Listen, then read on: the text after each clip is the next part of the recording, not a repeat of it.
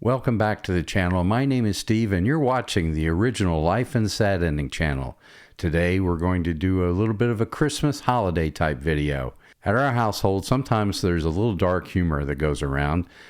When you watch a bad story on the news about some terrible event, we always throw in, "and so close to Christmas," like that makes it worse. Well, what if you actually died on Christmas? Couldn't get much worse than that. And that's the theme of today's program. At this festive time of year, I'd like to look back at some stars who left us through the years on Christmas Day. The famous singer and actor Dean Martin was a heavy smoker and was diagnosed with lung cancer at Cedars-Sinai Medical Center in September of 1993. He retired from public life in early 1995.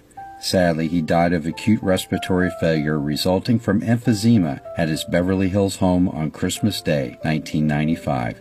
He was only 78 years old. Martin is interred at the Westwood Village Memorial Park Cemetery in Los Angeles. His crypt features the epitaph, "Everybody loves somebody sometime," the name of his signature song which Rosemary Clooney sang at his funeral service. The godfather of soul, singer James Brown, was admitted to the hospital for observation and treatment on Christmas Eve of 2006. He had been suffering from a bad cough since he returned from a recent trip to Europe. Although Brown had to cancel upcoming shows, he was confident that the doctor would discharge him from the hospital in time to perform the New Year's Eve shows. However, Brown remained hospitalized and his medical condition worsened throughout that day. Sadly, on December 25, 2006, Brown died at approximately 1:45 a.m. from congestive heart failure resulting from complications of pneumonia. He was only 73 years old. His personal manager, Charles Bobbitt, was at his bedside. According to Bobbitt, Brown stuttered, "I'm going away tonight," took 3 long breaths, and fell asleep before dying.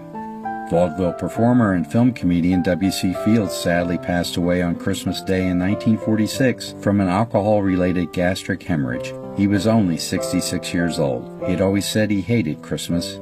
One of film's most famous legends, Charlie Chaplin, also left us on Christmas Day 1977. He died from natural causes at his home in Switzerland. He was only 88 years old. Chaplin had been denied re-entry to the United States since 1952, though he returned to receive his honorary Oscar just 6 years before his death.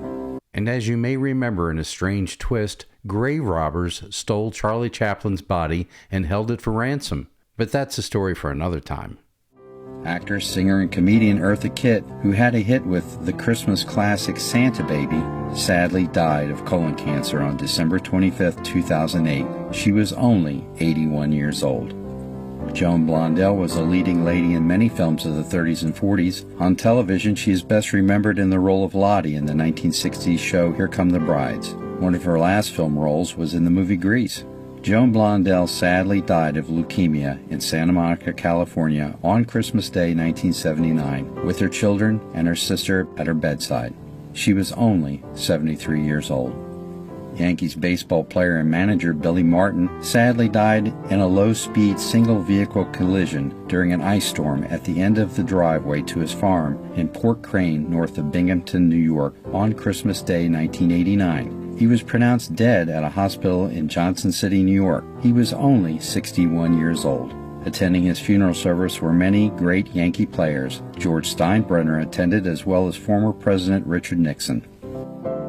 Famous character actor Denver Pyle, who most famously appeared as Uncle Jesse on TV's The Dukes of Hazzard, sadly died of lung cancer on Christmas Day 1997. He was only 77 years old. And finally, we come to George Michael, one of the best-selling recording artists of all time. Sadly, he died in his home in bed on Christmas Day in 2016. The medical authorities determined his death was due to an enlarged heart. He was only 53 years old. Well, thanks for watching. That's it for today, and I'll see you again next time, unless I come to my own sad ending, and hopefully not too close to Christmas.